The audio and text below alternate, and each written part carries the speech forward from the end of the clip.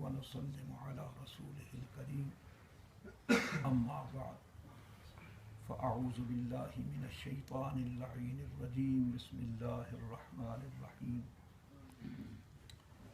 قال صاحب القدور في كتابه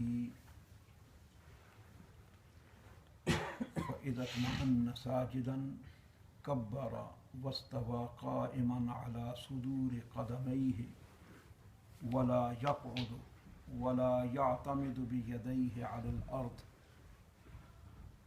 معزز و محتشم حضرات سامعین گرامی قدر مسلمان بھائیوں، ہم فقہ کی معروف اور مشہور کتاب قدوری، اس سے کتاب الصلاۃ کا چیپٹر اور نماز کا طریقہ باب و صفت الصلاۃ، اس کا لیسن سبق ہم لے رہے ہیں، اور سجدوں تک کی تعلیم کل ہم حاصل کر چکے ہیں کہ تکبیر تحریمہ سے لے کر سجدہ ثانی یا پہلی رکعت کا دوسرا سجدہ وہاں تک کہ سارے معمولات جو نماز کے اندر ہمیں کرنے چاہیے ان کو سیکھ چکے ہیں۔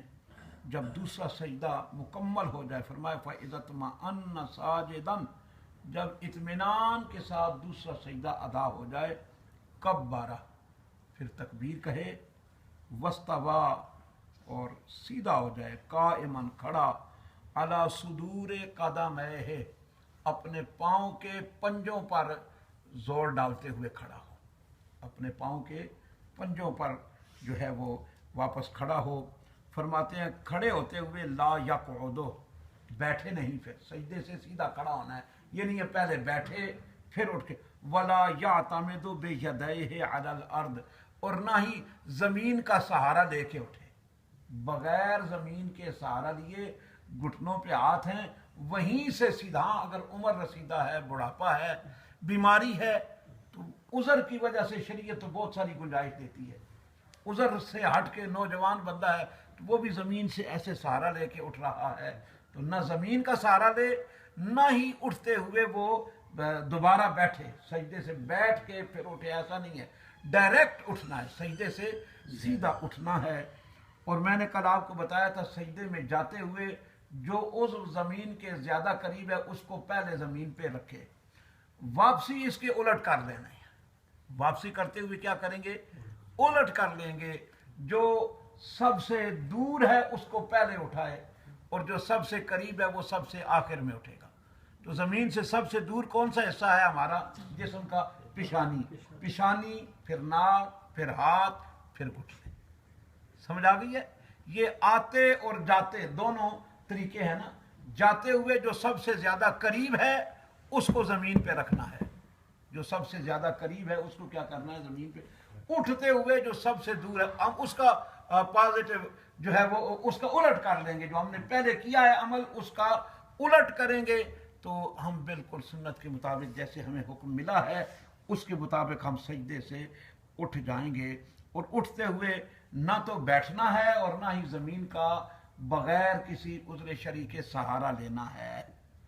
فرماتے وَيَفْعَلُ فِي الرَّكْعَةِ الثَّانِيَةِ مِثْلَ مَا فَعَلَ فِي الْأُولَىٰ، دوسری رکعت میں وہی کرے جو اس نے پہلی رکعت میں کیا ہے، إِلَّا أَنَّهُ لَا يَسْتَفْتِحُ وَلَا يَتَعَوَّذُ وَلَا يَرْفَعُ يَدَيْهِ، فرماتے ہیں سوائے اس کے کہ اس نے ثنا نہیں پڑھنی، تعوذ نہیں پڑھنا، یعنی سبحانک اللہم دوسری رکعت میں نہیں پڑھا جائے گا، اور اعوذ باللہ بھی نہیں پڑھی جائے گی، نہ ہی رفع یدین کیا جائے گا، ولا یرفع یدیہ الا فی التکبیرۃ الاولی، فرمایا تکبیر تحریمہ کے علاوہ ہم نے کانوں کو ہاتھ نہیں لگانا کہیں بھی پوری نماز کے اندر۔ ہمارے امام اعظم حضرت نعمان بن ثابت رضی اللہ تعالی عنہ کے نزدیک صرف تکبیر تحریمہ کے وقت رفع یدین ہے، کانوں کو ہاتھ لگانا ہے،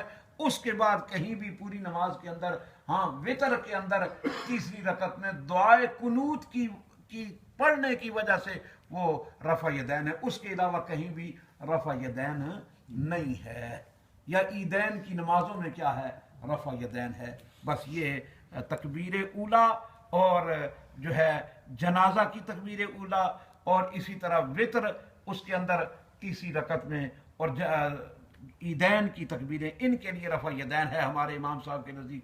اور باقی کسی نماز میں بھی کسی رکعت کے لیے بھی کوئی تکبیر اولا کی طرح ہم نے رفع یدین نہیں کرنا. یہاں بھی فرما رہے ہیں لا یرفع یدیہ الا فی التکبیرۃ الاولی، رفع یدین نہیں کرے گا مگر پہلی تکبیر میں، وہ جو پہلی اللہ اکبر کہہ کے شروع کی ہے.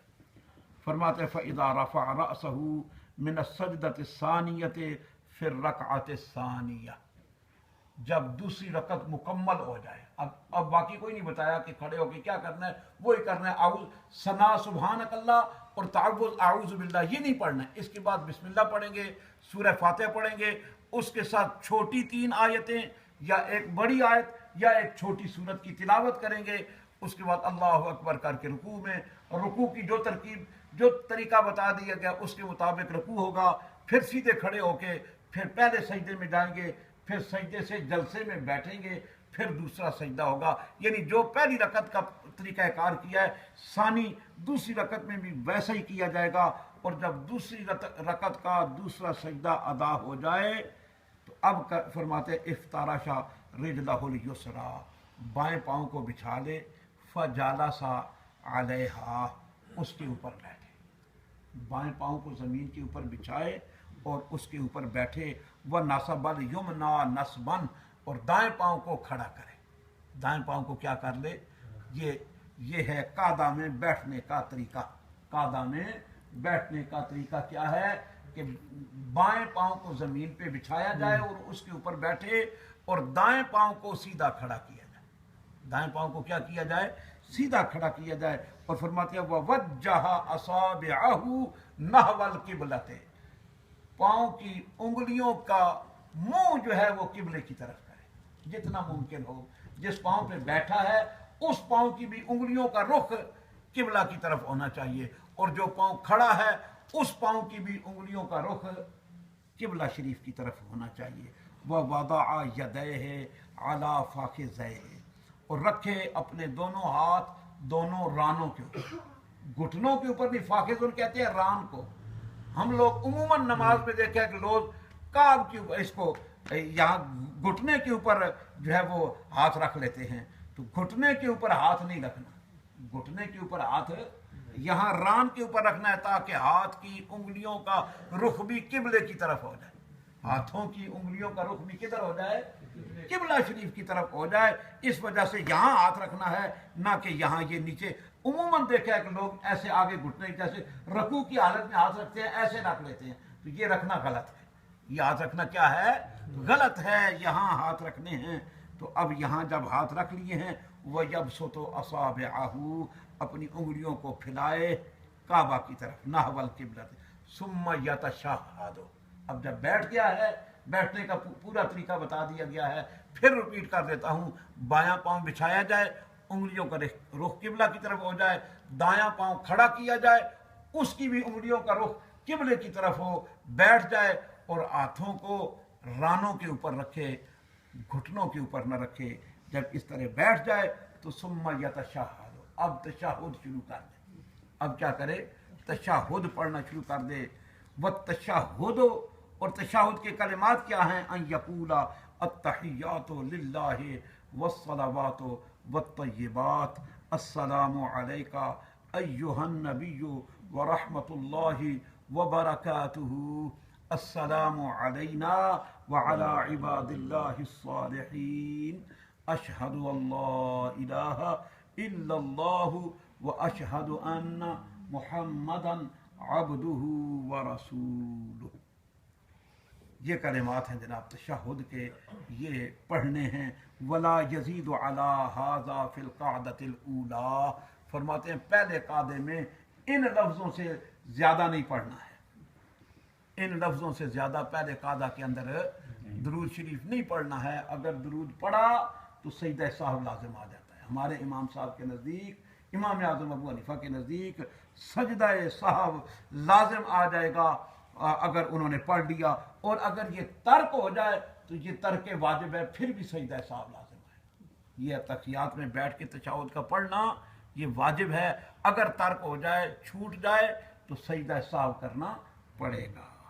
تو یہ ہے جناب، ہم 2 رکعتوں کے بعد جو قاعدہ اولا ہے اس کا ہم نے درس حاصل کر لیا ہے۔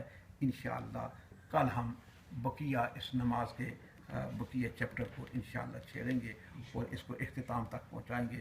اللہ پاک مجھے بھی آپ کو بھی عمل کی توفیق عطا فرما دے۔ وما علی الا البلاغ۔